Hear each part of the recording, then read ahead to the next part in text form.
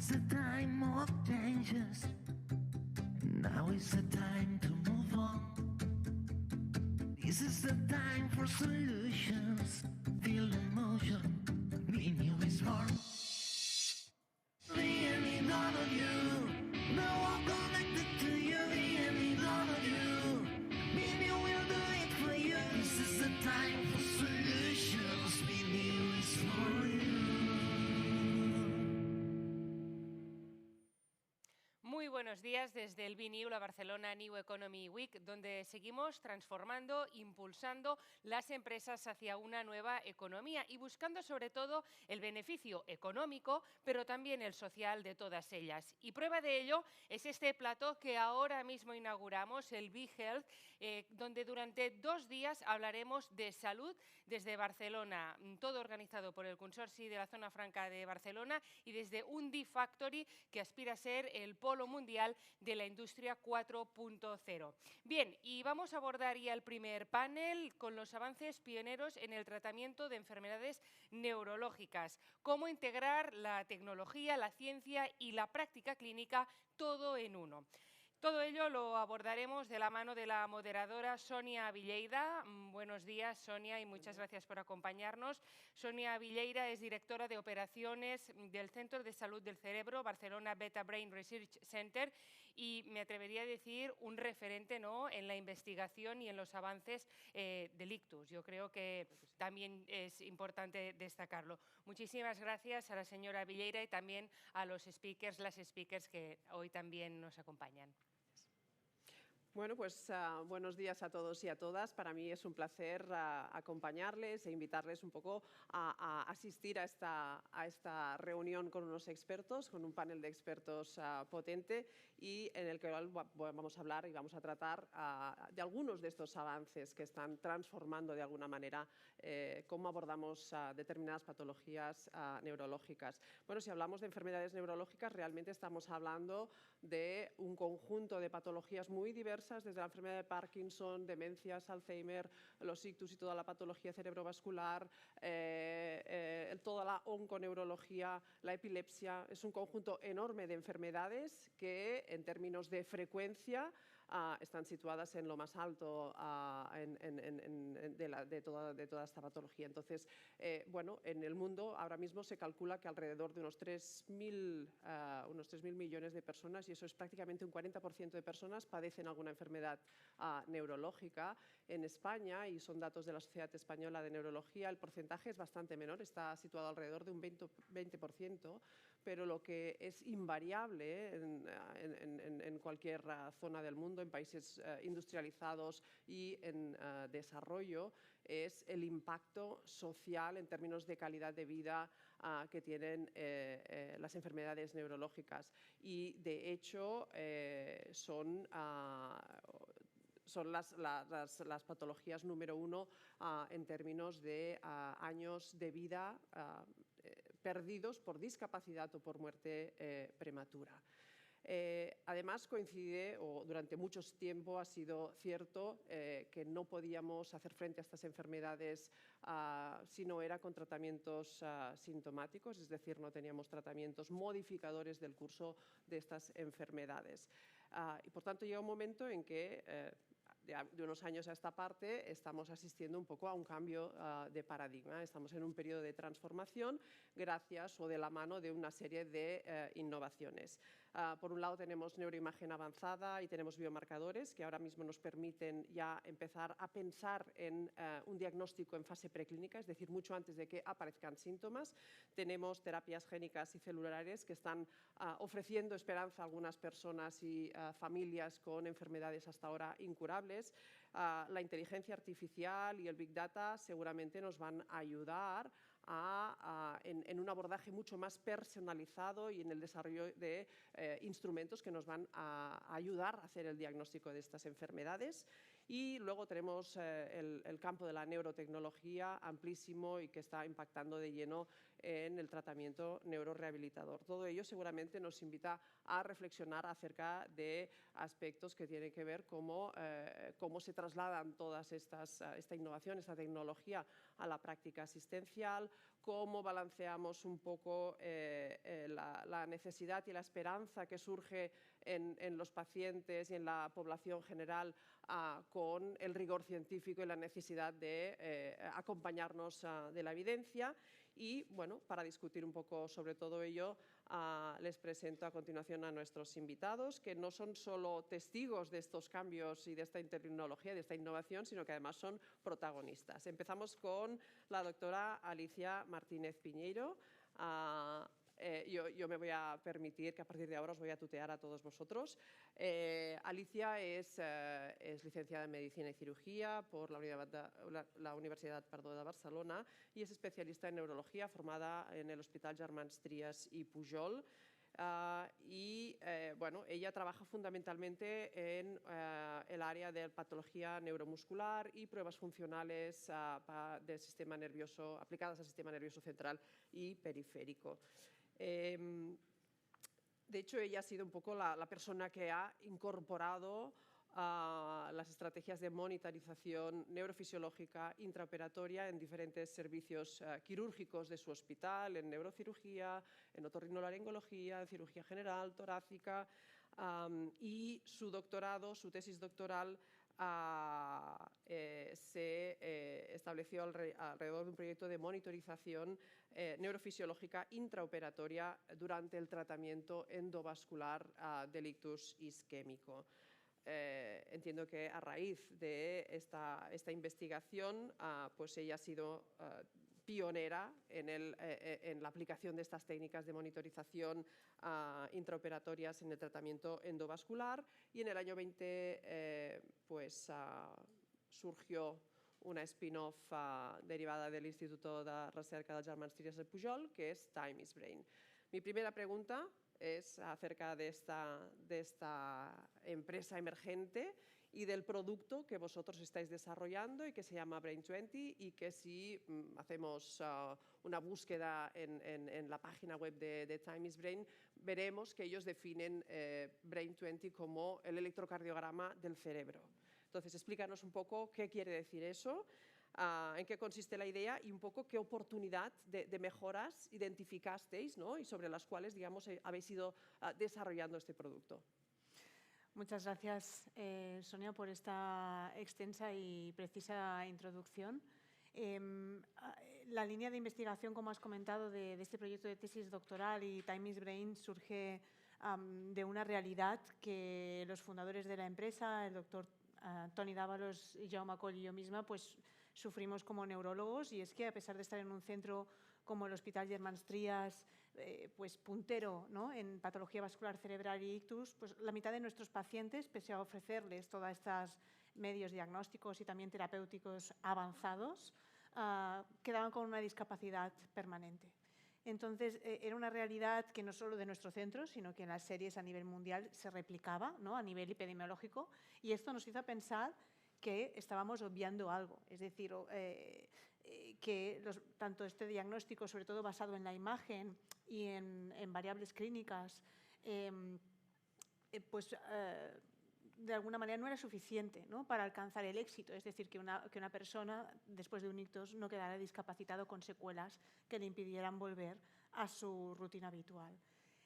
Y el concepto o la idea fue incorporar justo, ¿no?, es decir, nosotros tomamos decisiones o se toman decisiones en base a imágenes y a exploraciones clínicas que dan una información estática de lo que pasa en el cerebro de una persona que está sufriendo un ictus. Pero no tenemos una medida dinámica de cómo evoluciona este cerebro, de si quizás su capacidad para resistir esta falta de flujo sanguíneo que sucede en el ictus se está agotando y por lo tanto, evidentemente que vamos rápido, ¿no?, Time is Brain, pero quizás aún, ¿no?, tenemos que acelerar más los procesos.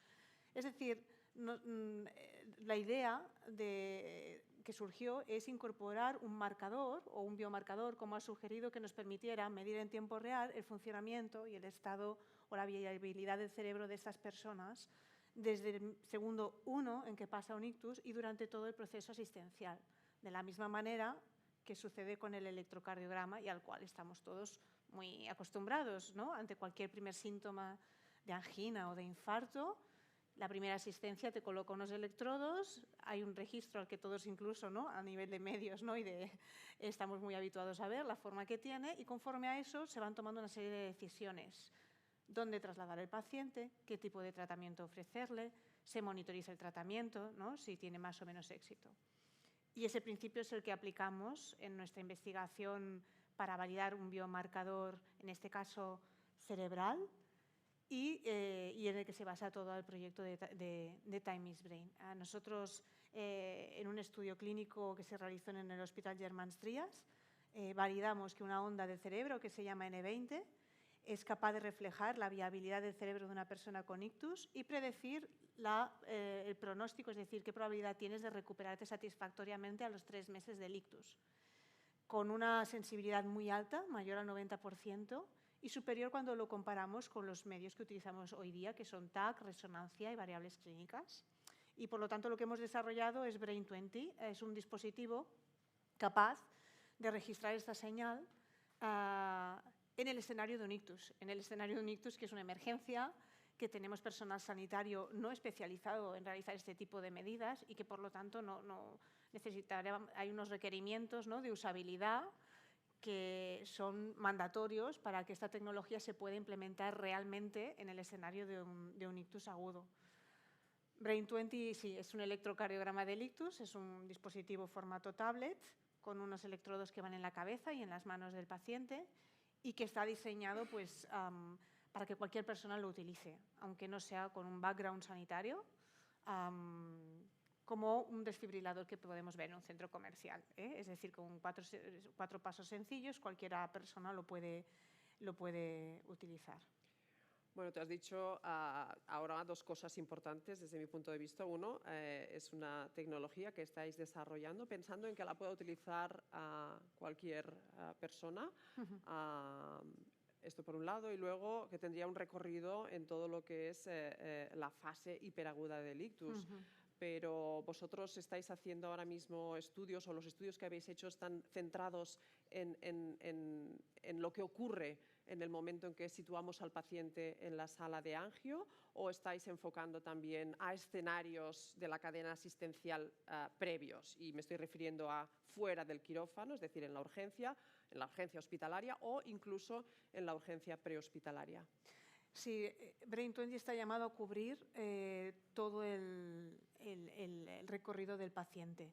Los estudios que estamos haciendo ahora, uno en concreto que está ahora en marcha, se centra en la persona o el paciente que llega a la urgencia, antes incluso de que tengamos confirmación de que es un ictus. Nuestra tecnología se basa en 4 pilares, es decir, democratizar esta monitorización neurofisiológica, que son palabrejas técnicas un poco raras, ¿no? Un electrocardiograma todo el mundo entiende lo que es, pero monitorización neurofisiológica no tanto. Entonces queremos aterrizar ¿no?, y democratizar esto. Incluir datos clínicos obtenidos a partir de ensayos clínicos y aplicar inteligencia artificial, hacer una solución de hardware, es decir, ¿no?, el aparato adaptado a la necesidad, ¿no?, del uso que estamos previsto, y conectarlo. Es decir, conectarlo de manera que cualquier persona en cualquier móvil o en una aplicación pueda tener acceso a esos datos. Actualmente estamos en este estudio en la urgencia y lo que estamos haciendo es recoger todos estos datos y aplicando inteligencia artificial para que Brain20 no solo sea capaz, que ya lo hace, de monitorizar la viabilidad del cerebro y la probabilidad que tienes de recuperarte a los 3 meses del ictus, sino diagnosticar si estamos ante un ictus o ante otra cosa que puede no serlo y que semeja a un ictus, ¿no?, como puede ser una crisis epiléptica, una migraña, otro tipo de cosas. Entonces, actualmente pues, empezaríamos a actuar en esta eslabón y ya tenemos un ensayo clínico dirigido, ¿no?, con este objetivo, y 2 ensayos que estamos a punto de empezar, uno en octubre y otro en noviembre. En octubre en 3 hospitales de aquí de Cataluña, Bellvitge, Vall d'Hebron y Sant Pau, para validar, ¿no?, la capacidad de seleccionar mejor a los pacientes que van a un tratamiento endovascular y monitorizar el tratamiento para mejorar el éxito de este tratamiento.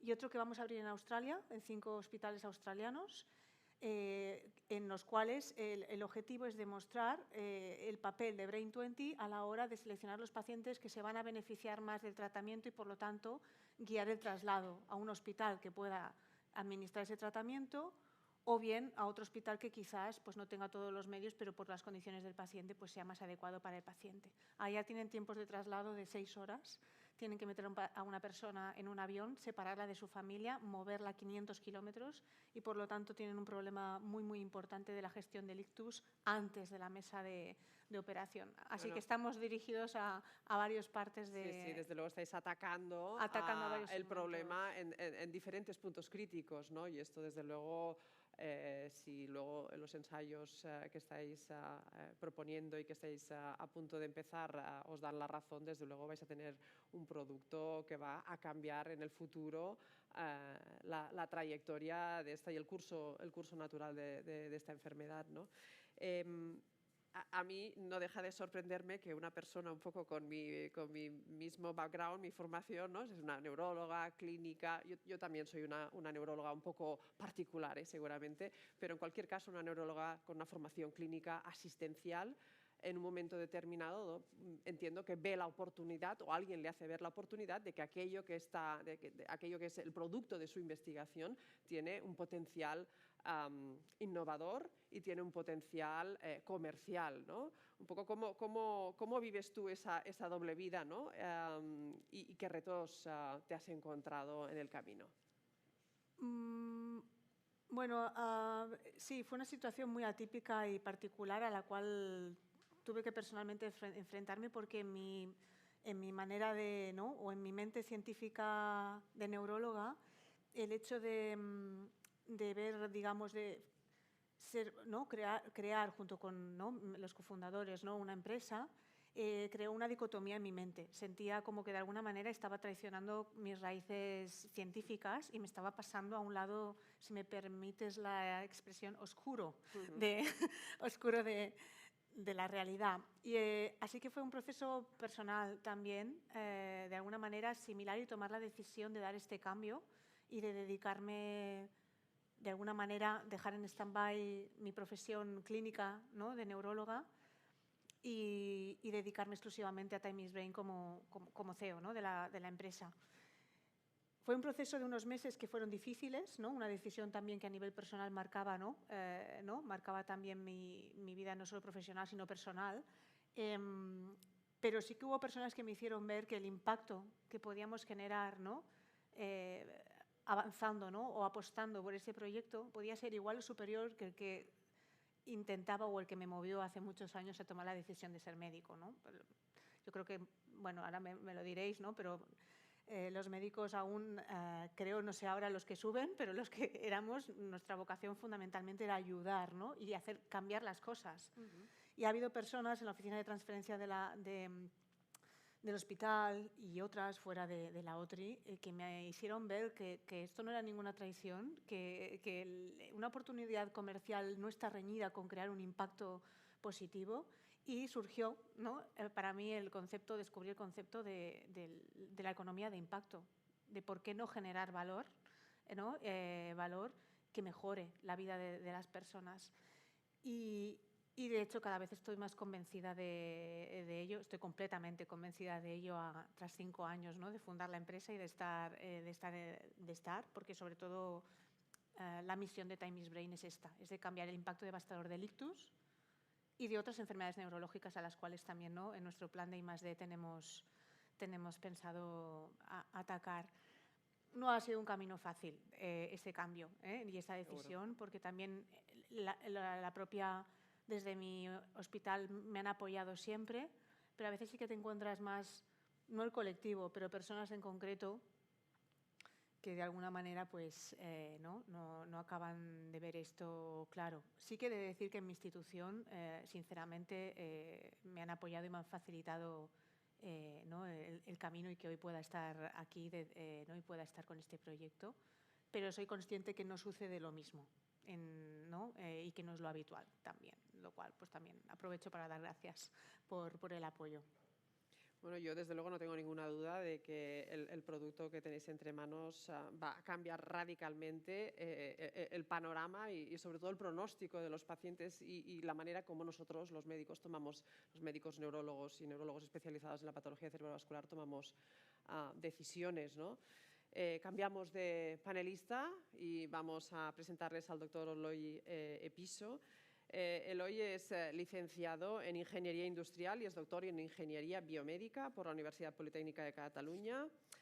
Y en el año 2003, hace ya algunos años, pues se incorporó a la Oficina de Investigación e Innovación del Instituto Guttmann y pues desde entonces ha estado implicado en la gestión de muchos proyectos de investigación, en el diseño de estudios. Actualmente, además, pues, es ya director de innovación en el Instituto Guttmann. Es profesor en un máster oficial de neurorehabilitación, en otro máster oficial de estimulación cognitiva y rehabilitación neuropsicológica y finalmente en otro máster de neuroingeniería y rehabilitación por la Universidad Politécnica de Cataluña. A ver, con una trayectoria ya de más de 20 años en un departamento o una dirección de innovación de un instituto en neurorehabilitación como el Instituto Guttmann, que tiene muchísima trayectoria y que es un instituto muy reconocido, explícanos un poco desde tu perspectiva cómo ha cambiado el panorama, digamos, neurorehabilitador a lo largo de todos estos años y a medida que se han ido incorporando algunas de estas tecnologías. Muchas gracias. Primero de todo, gracias por invitarnos. Gracias, Sonia. Bueno, la verdad es que presentes tantos años de experiencia parece como que llevo muchos años y yo diría que parece que fue ayer que empecé, pero bueno, sí que es verdad que han cambiado cosas, han cambiado muchas cosas. Se suele decir que la rehabilitación es la hermana pobre de la medicina y en tecnificación es un hecho. Si miramos las patentes que hay en rehabilitación, van muy por debajo de patentes en otras áreas. Y la rehabilitación neurológica no es diferente, ¿no? Pero sí que es verdad que en los últimos años esto ha cambiado, ha evolucionado muchísimo la introducción de tecnologías dentro del mundo de la neurorehabilitación y tecnologías como bueno, pues todo el tema, todo lo que tiene que ver con robótica, tanto de extremidad superior como de inferior, todo lo que tiene que ver con realidad virtual, todo lo que tiene que ver con conectarnos al cerebro. Ahora Alicia explicaba un ejemplo, ¿no? Cómo leemos del sistema nervioso central y luego explicarán también cómo modelamos la actividad del sistema nervioso central. Todo esto ha cambiado para bien en los últimos años y somos capaces de, con tecnología y con inteligencia artificial, bueno, pues de predecir, de actuar para conseguir mejores resultados en la neurorehabilitación. Pero ¿hasta qué punto es así? Es decir, ¿hasta qué punto estas innovaciones tecnológicas realmente están cambiando los resultados en términos de ganancia funcional de los pacientes neurológicos que se someten a un tratamiento neurorehabilitador? Bueno, la evidencia en neurorehabilitación es algo que da para una mesa entera, porque claramente depende de quién haga el estudio, pues hay evidencia y depende de quién la haga, no. Pero es verdad que en rehabilitación neurológica bueno, hay varios problemas, pero uno de los problemas que tenemos es que, y eso lo aprendí cuando empecé, justo a empezar, yo soy ingeniero, yo no sabía nada de pacientes, y es que no hay dos pacientes iguales. Y al no haber dos pacientes iguales, generar evidencia se hace más difícil, porque además de tener estudios con pocos individuos, con pocos voluntarios, además es difícil homogeneizar la muestra y por lo tanto es difícil de alguna manera decir que este tratamiento es superior a otro tratamiento, es decir, que esta tecnología es superior a la tecnología o al tratamiento más convencional. Entonces por ahí hemos tenido mucha dificultad claramente en demostrar que ciertas intervenciones con ciertos approach son mejores en cuanto a resultado. Pero también es verdad que la tecnología nos aporta unas ventajas que no nos aporta el tratamiento más convencional, como por ejemplo la intensidad. Se ha demostrado que la intensidad en el tratamiento, es decir, el número de horas, la intensidad con que una persona hace rehabilitación, pues tiene un efecto en el resultado, y esto gracias, por ejemplo, a sistemas robóticos somos capaces de, claramente, de mejorar esa intensidad. Pero no solo la intensidad, sino la adherencia al tratamiento, la personalización del tratamiento y un largo etcétera, que hace que, por ejemplo, utilizando realidad virtual podamos poner al paciente en situaciones que de otra manera no podríamos. Y por ahí es por donde la tecnología también está entrando en muchos de los tratamientos actuales que hay. Bueno, has ido mencionando algunas, digamos, innovaciones tecnológicas en el ámbito de la neurorehabilitación. A mí, bueno, hablamos de exoesqueletos, robótica, realidad virtual, gemelos digitales. O sea, la primera pregunta o la pregunta que me viene a la cabeza es ¿en qué grado de madurez se sitúan estas diferentes tecnologías? ¿Están todos en la misma fase? ¿Realmente están ya en un punto o han sido ya incorporados a la práctica asistencial, dando ya por hecho que evidentemente los resultados con un tratamiento que se basa en estas tecnologías son mejores que en el tratamiento, digamos, neurorehabilitador convencional? No, desde luego, no. Hay diferentes tecnologías con diferente capacidad de introducción en el mercado. Es decir, por ejemplo, por mencionar todo el tema de la robótica, pues claramente hay robots ya vendiéndose, o sea, que se pueden adquirir en centros de rehabilitación, no en todos, por el coste que tienen, pero, por ejemplo, la misma robótica no está aún lista a nivel de usabilidad para ser usada en casa de los pacientes. Por lo tanto, por ahí hemos empezado. La realidad virtual es otro ejemplo que claramente se ha incorporado en el día a día y desde primaria hasta los grandes hospitales tienen tratamientos o intervenciones que utilizan realidad virtual. Luego hay otra cosa que no he mencionado, pero que valdría la pena mencionar, que es que ha cambiado con qué hacemos el tratamiento, pero también cómo lo prestamos. Y la pandemia pues, fue un empuje en todo esto, y es que ahora ya somos capaces de prestar el servicio más allá de las paredes de un hospital, de un servicio, con lo que la telerehabilitación es claramente otra tecnología que nos ayuda a hacer lo mismo, pero más allá del hospital. Y ahí también aparece otro nuevo actor, que es algo muy conectado con lo que comentaba Alicia, que es la monitorización. En rehabilitación, el problema principal que hemos tenido es que se ha asimilado rehabilitación a una pastilla. Y hemos perdido un poquito, bueno, si usted hace 2 sesiones de fisioterapia a la semana, esto ya le servirá, ¿no? Entonces nosotros lo que creemos es que eso no es suficiente, tenemos que saber más del paciente, qué está haciendo durante la intervención de rehabilitación, pero también cuando no está en rehabilitación.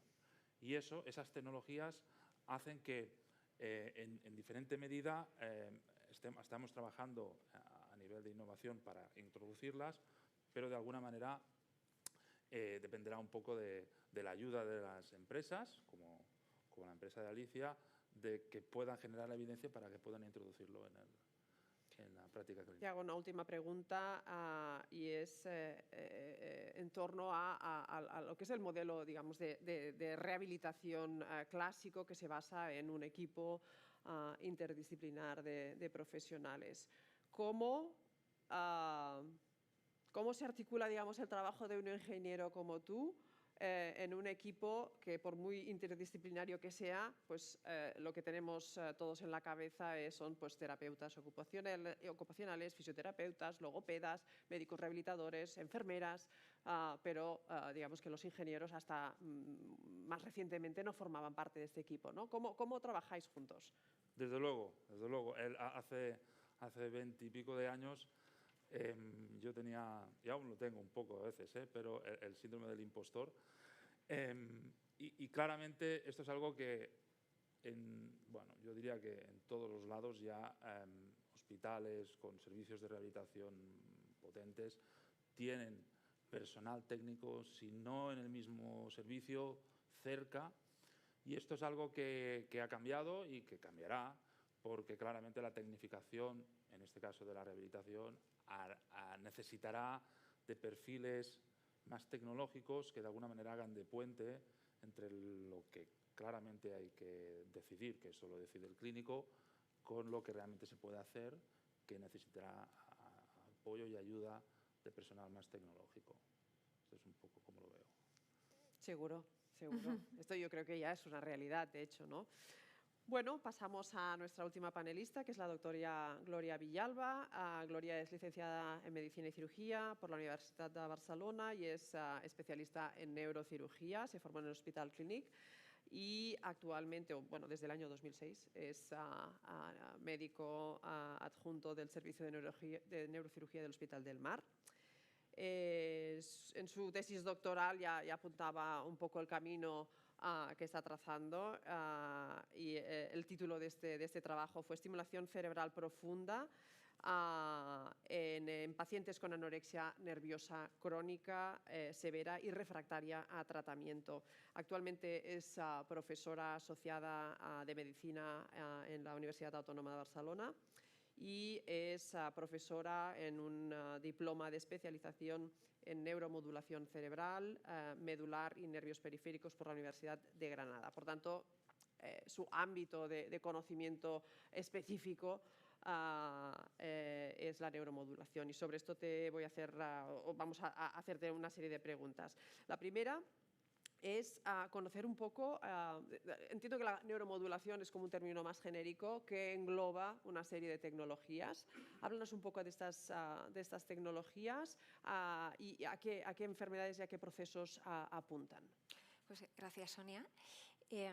Para empezar, ¿qué es la neuromodulación? Porque quizás hay gente que no lo sepa. Es una manera de actuar sobre el sistema nervioso, ya sea cerebro o médula espinal o nervio periférico. De alguna manera, la manera que más conocemos es el estímulo eléctrico, pero hoy en día hay más maneras, desde la magnética, desde los ultrasonidos. Entonces, y más que van apareciendo, y esa interferencia en el sistema nervioso, en algunas de sus partes, hace que un circuito que funcionaba mal funcione bien. Ese es el resumen de lo que es la neuromodulación. Y es muy, muy interesante porque está abriendo la oportunidad de dar una opción a enfermedades que quedaban un poco huérfanas, a pacientes donde ya se había tirado la toalla, abrir una posibilidad de mejora. Digo mejora y no curación, eso es muy importante. Principalmente, ¿en qué enfermedades? Dos grupos, neurológicas y psiquiátricas. Y posiblemente en los próximos años encontremos más indicaciones. Ahora bien, no en todas las enfermedades se está al mismo nivel, ¿no?, de evidencia. La enfermedad por excelencia donde más se ha demostrado es un nivel de evidencia 1, es la enfermedad de Parkinson, pero actualmente hay gran interés, pero está costando arrancar, por los motivos que si luego hay tiempo explicaremos, es en la enfermedad mental, en depresión, esquizofrenia, trastorno obsesivo-compulsivo, trastornos alimentarios. Y explicaremos también los problemas, por qué cuesta arrancar, pese a las enormes ganas que tenemos todos, pacientes, médicos y todo el mundo que estamos pues, de alguna manera directa o indirectamente implicados. Y cómo, digamos, la neuromodulación cambia un poco el ejercicio de la neurocirugía, ¿no? Porque entiendo que seguramente tú, en toda tu trayectoria profesional, desde el momento en que empiezas la residencia y hasta ahora, ¿no?, pues habéis ido incorporando esta innovación y eso os ha abocado a practicar, digamos, la especialidad de una manera diferente, ¿no? Sí, totalmente. De hecho, a mí me ha sorprendido cómo en 15 años ha cambiado tanto la neuromodulación, que ya se comenzó hace 15 o 20 años. Os pongo un ejemplo. Este año estuve en el Congreso de Neurocirugía americano y a mí como neurocirujano me impactó ver que todos sabéis que en los congresos hay stands comerciales, ¿no?, cuando sales, ¿no?, de las charlas. Bueno, pues había stands comerciales de sistemas de Brain Computer Interface. Si a mí me dicen hace 15 años que yo iba a poder comprar un sistema de Brain Computer Interface en un congreso, dirían que estamos locos y sin embargo lo estamos viendo. Actualmente hay 7 empresas en el mundo que lo comercializan y eso me parece una locura porque hace 15 años estábamos solamente con la estimulación medular y he podido ver cada año, cuando me reunía con gente de otros países, cómo avanzaba hasta tratar enfermedades mentales en tan poco tiempo y posiblemente tendremos novedades muy importantes en los próximos 5 años. vamos a ver, ¿cómo de difícil o cuáles son los retos en términos de accesibilidad a esta innovación en enfermedades neurológicas y también mentales? Y cuando hablamos de accesibilidad, fundamentalmente hablamos de dos problemas. Por un lado, la necesidad que tienen los sistemas sanitarios y particularmente los públicos de ofrecer garantías de sostenibilidad a toda la incorporación de esta tecnología, y luego los especialistas, ¿no? Porque para facilitar el acceso de los pacientes a esta innovación vamos a necesitar también formar a todos estos especialistas. ¿Cómo lo hacemos? Es bastante complejo y yo creo que es un tema a resolver en este país. Tenemos que coger modelos de países donde esto ya funciona. El principal problema en este país, especialmente en ciudades grandes, como puede ser Barcelona o Madrid, es que hay muchos hospitales y son pequeñitos, a diferencia de lo que ocurre en otro sitio, que hay menos y más grandes. Eso significa, a efectos prácticos, que el pastel se ha de repartir, el dinero se ha de repartir, y no hay para todo el mundo. Y la neuromodulación es cara. Actualmente, cada sistema protésico que colocamos al paciente es caro. Entonces, ¿qué solución daríamos? Porque ya no se pueden eliminar hospitales, ¿no? Sino hay que trabajar conjuntamente. Y eso significa, a efectos prácticos, en centralizar tratamientos. Es decir, no todo el mundo puede ofrecer un sistema de Brain-Computer Interface cuando se pueda ofrecer de manera general. ¿Por qué? Porque es caro y porque solamente va destinado a determinados pacientes. Esto es muy importante. Entonces, cuidado con las noticias en prensa, ¿no? Y esto hace mucho daño en medicina. La neuromodulación, venga, vamos a ser robots. Bueno, cuidado, estamos todavía en fases que hemos de demostrar muchas cosas, como has dicho. La evidencia científica a día de hoy solamente tiene una aprobación para su uso habitual en la enfermedad de Parkinson, el temblor, la epilepsia y la distonía. En todo lo demás todavía no hay una evidencia clase 1, es decir, que sí que lo utilizamos, pero lo que se llama como uso compasivo. Eso significa, de manera resumida, que la cantidad de especialistas que tenemos que participar, pasar por comités de ética, precisamente para que tus ganas de ayudar a un paciente no se salten los límites de la ética. Eso está muy encima y en España se regula muy bien. En ese sentido no hay problema. La otra cosa sería el tema ético, ¿no?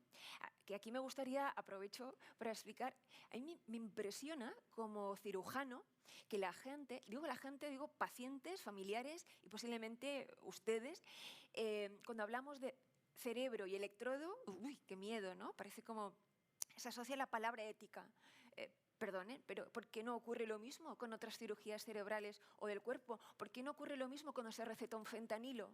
¿Es que el fentanilo no tiene efectos secundarios? Pues probablemente más que el electrodo cerebral. Es el desconocimiento que hay en la población lo que lleva a pensar esto.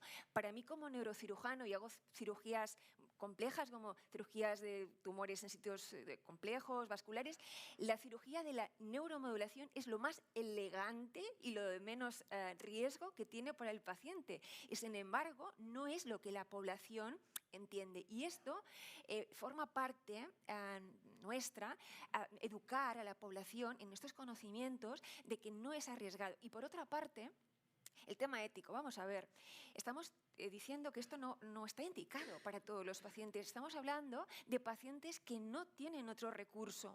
Y si no hacen esto, probablemente en la enfermedad mental muchos se suicidarían o en otras enfermedades morirían, como la anorexia nerviosa. ¿En serio nos estamos preguntando si el riesgo de tener un 1% de un hematoma cerebral supera la mortalidad de la anorexia nerviosa, que es un 20%? ¿En serio? Entonces, yo creo que hay desconocimiento y eso lleva al error de si éticamente estamos haciendo cosas que no debemos. Bueno, mi siguiente pregunta era acerca un poco de ese balance, ¿no? Entre la ética, la seguridad, la eficacia que estamos sujetos, digamos, a tener presentes cuando introducimos en la cartera de servicios de un sistema sanitario pues un nuevo tratamiento, una nueva tecnología, pero ya hemos tocado el tema. Entonces, mi última pregunta para Gloria es un poco mirando hacia el futuro, ¿no? ¿Cómo ves tú tu especialidad, la neurocirugía, y sobre todo cómo ves estas técnicas o la incorporación de estas técnicas de neuromodulación pues, en los próximos 10-20 años. Sí, sin lugar a dudas, creo firmemente que va a ser, digamos, el campo más revolucionario en medicina, sin lugar a dudas, y lo estamos viendo en cada congreso. Ahora hay muchos congresos de neuromodulación y todo apunta de la misma manera. O restaurar funciones que se han perdido, ¿no? Ahora vengo de un congreso europeo donde los dispositivos de Elon Musk se han presentado los resultados que llevan en Canadá, ¿no? Entonces, esto ya forma parte de los congresos, ¿no? Que la gente de Elon Musk vaya allí y presente sus resultados. En conclusión, el futuro de la medicina está en la neuromodulación. Como país hemos de revisar si estamos preparados para poderlo ofrecer de una manera correcta. ¿En qué sentido? En el sentido en que la medicina de la neuromodulación es multidisciplinar. Se tendrían que incorporar ingenieros en los servicios de neurocirugía, de neurología, de una manera como lo hacen en otros países y sobre todo centralizar y decir a nuestros gobiernos que la neuromodulación es cara y que apueste. Muy bien, pues muchas gracias. Con esta habríamos finalizado la ronda de preguntas. Como veo que quizás tenemos un minuto más, rápidamente, si alguno quiere hacer alguna aportación en relación sobre todo a lo que es el equilibrio entre el rigor científico, la evidencia, ¿no? Y la esperanza que con estas técnicas innovadoras podemos dar a los pacientes, pues con esto acabaríamos un poco esta ronda. Si me lo permites, Sonia, yo sí que quería hacer un alegato, no tanto en las consideraciones éticas, sino también en la ruta regulatoria. Evidentemente que todo el producto sanitario tiene que estar estrictamente regulado, es evidente, pero sobre todo a nivel europeo y ahora como CEO de una empresa, ¿no? Que quiere poner en el mercado y esperamos poner en el mercado muy en breve, ¿no? el producto que tenemos, es un punto a mejorar. Es decir, una empresa y sobre todo emergente no puede esperar 2 años de alguna manera a obtener una certificación, ¿no? Para poner un producto en el mercado y por lo tanto crear ese impacto que todos queremos.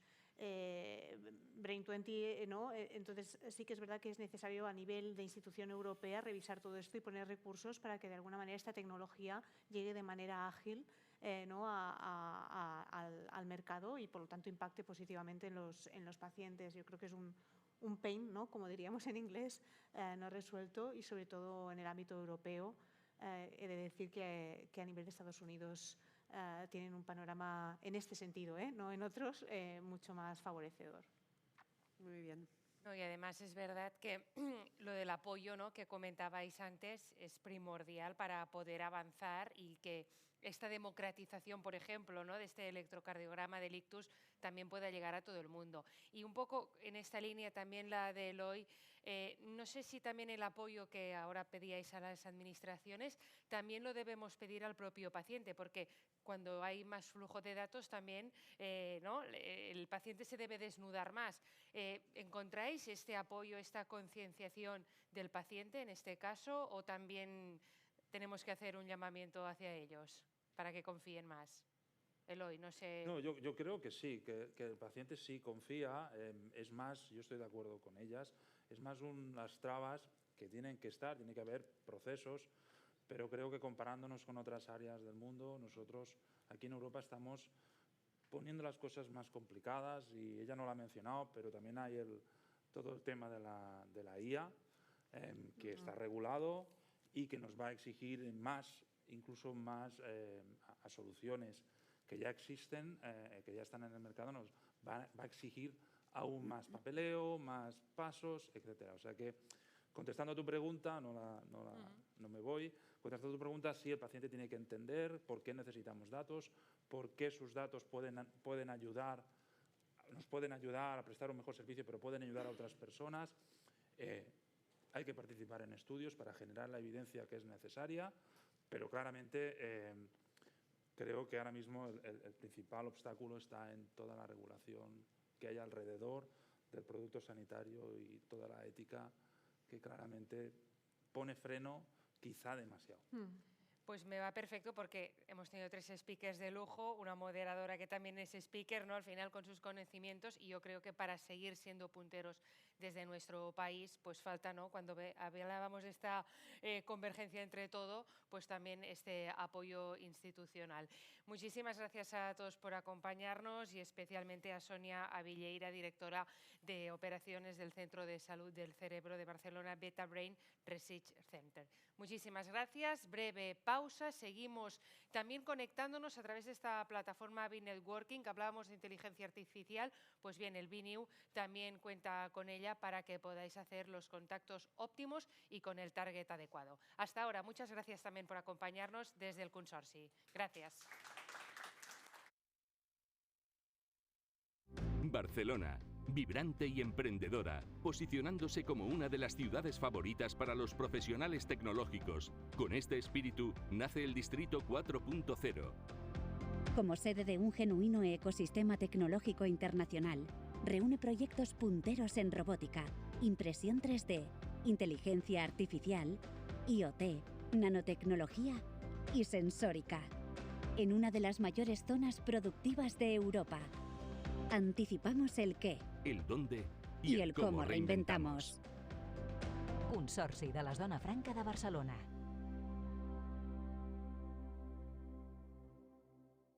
Després de tant temps a l'atur, sento que torno a respirar. Hi ha un moment que et preguntes què has estat perseguint tota la vida. Vaig estar molt de temps deixant-me portar. He fet realitat el que un dia vaig somiar. He trobat el que m'agrada. Reconnectar amb la feina m'ha salvat.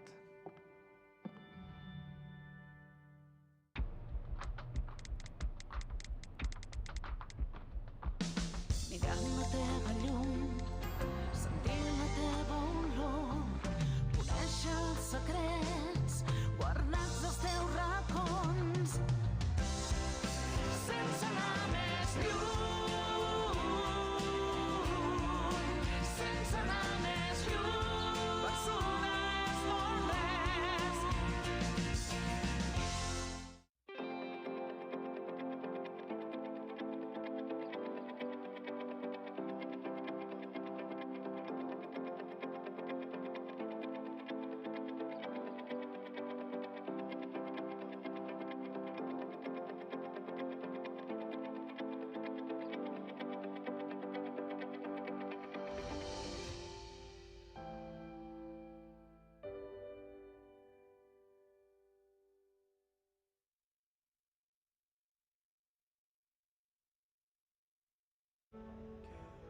Maite, et necessito. És per la nova línia de producció. Ha sorgit una oportunitat, però no ens entra en el pressupost. Te n'envio els detalls i mirem com es pot finançar, d'acord? El millor de tenir algú a prop és que t'escolta. A CaixaBank Empreses estem a prop per acompanyar-te i portar la teva empresa on vulguis. CaixaBank, tu i jo, nosaltres. Informa't a caixabank.cat. Estamos muy bien, pero tenemos que invertir para asegurar el futuro de la compañía y de nuestra gente. Tú eres la CEO, hermanita, tú decides. Perdona, que vamos a ir a tomar algo ahora, que es mi cumpleaños. 55 palos ya. Felicidades. Ahora bajamos, ¿vale? Por cierto, Javier. Dime. Gracias. Nos has ayudado a tomar una decisión muy importante. Hay razones que mueven más que el dinero, las personas.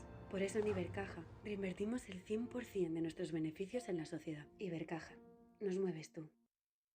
Perquè vols música, concerts, teatre.